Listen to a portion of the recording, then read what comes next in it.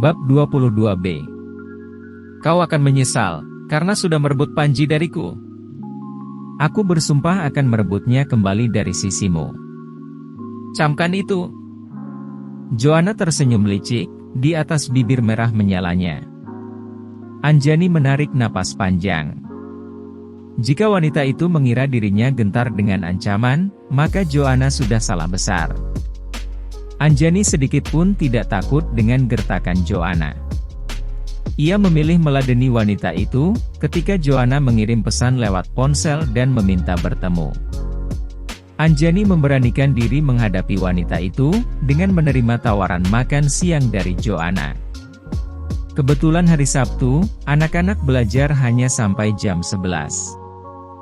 Jadi ia langsung bergegas menemui Joanna di tempat janji temu. Anjani juga tidak perlu repot-repot membawa pengawal, atau sekadar memberitahu Panji. Menurutnya, ia memang harus menyelesaikan masalah itu sendiri, tanpa ada campur tangan orang lain. Ketika Anjani datang, Joanna ternyata sudah menunggu.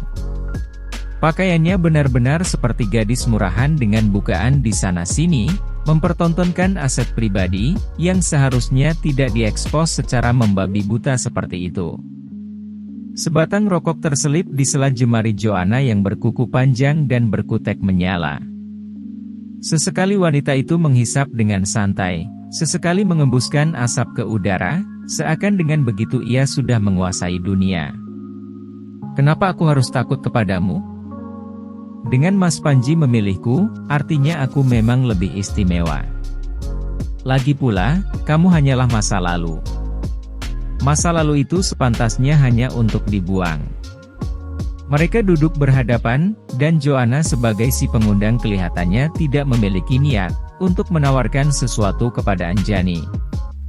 Wanita itu menatap tamunya dengan sinis. Ia seakan ingin mengintimidasi lawan bicara, agar tunduk kepadanya. Jaga ucapanmu. Dengan Panji mengundangku ke rumah, artinya di dalam hatinya masih tersisa ruang untukku. Jangan mencoba mengelak dari kenyataan itu, umbar Joanna dengan jemawa. Kau tahu jika suamiku memiliki hati selembut sutra.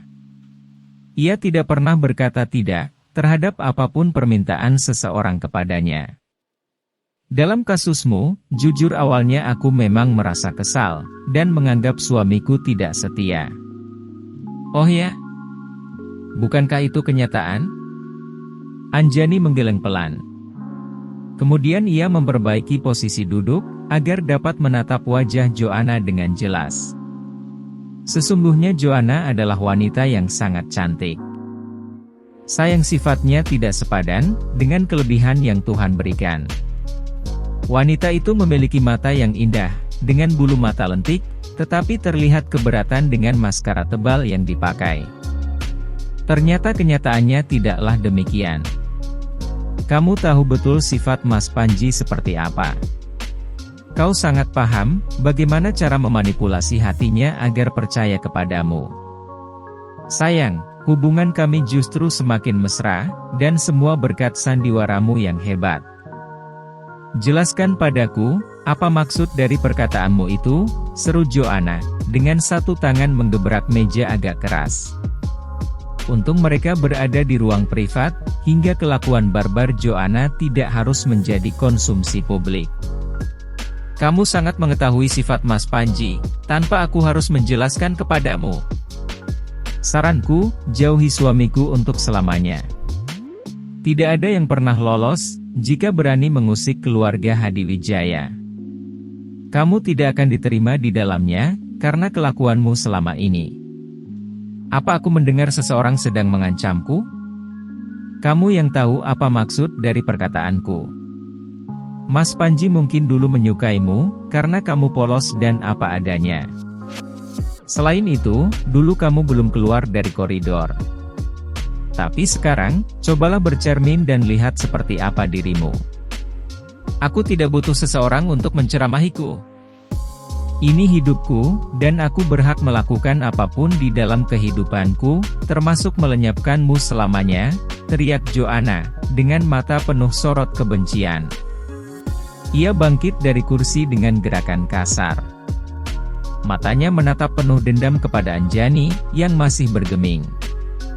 Wanita itu meninggalkan ruangan, dengan entakan keras sepatu hak tingginya.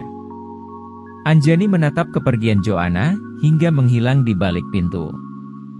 Ia lega karena lebih mempercayai sang suami, daripada menuruti hawa nafsu. Panji yang memiliki sifat setenang air, dapat membujuk siapapun, hingga perkataannya menelusup hingga ke sanubari. Anjani mempercayai pria itu, dan segala kesalahpahaman itu sudah berakhir. Terkadang seseorang menemukan hakikat cinta, setelah berkali-kali diuji. Demikian juga Anjani. Ia hampir selalu melupakan, jika dirinya tidak menikah dengan pria biasa. Ia menikah dengan seorang pengusaha muda yang rupawan. Tentunya memang banyak godaan yang akan mengganggu, dan sudah sewajarnya dirinya memiliki hati sekuat baja.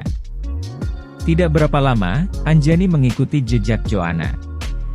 Ia meninggalkan restoran tanpa memesan apapun. Ia berencana akan masak sendiri di rumah, karena Panji berjanji akan pulang lebih awal. Ia pun sudah menghubungi ibu mertua, untuk menanyakan apa saja masakan kesukaan Panji. Anjani baru menyadari, betapa sedikit dirinya mengetahui segala sesuatu mengenai sang suami, selain deretan wanita cantik yang setia mengejar-ngejar. Selain itu, Anjani juga mulai selalu menyiapkan segala kebutuhan Panji sebelum pergi bekerja.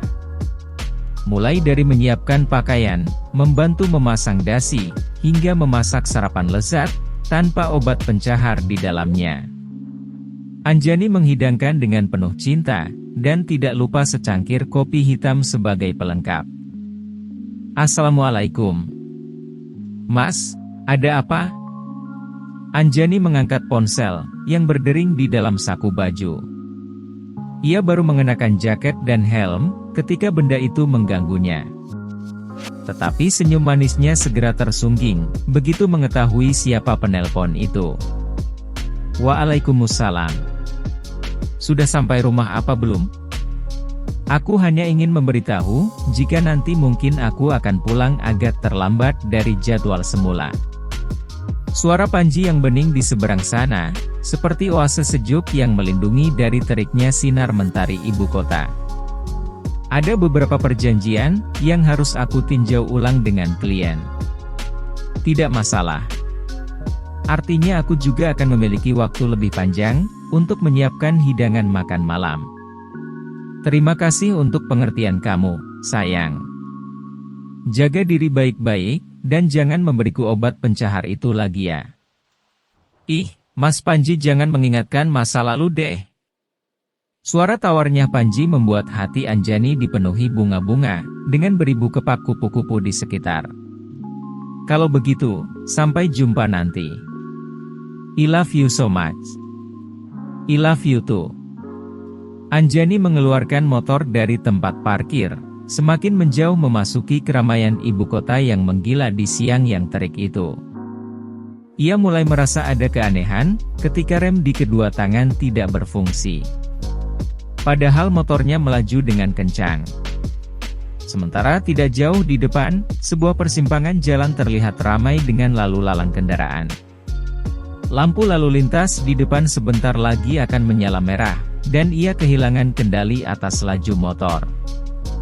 Anjani mulai dilanda rasa panik, hingga kehilangan fokus pada sekitar.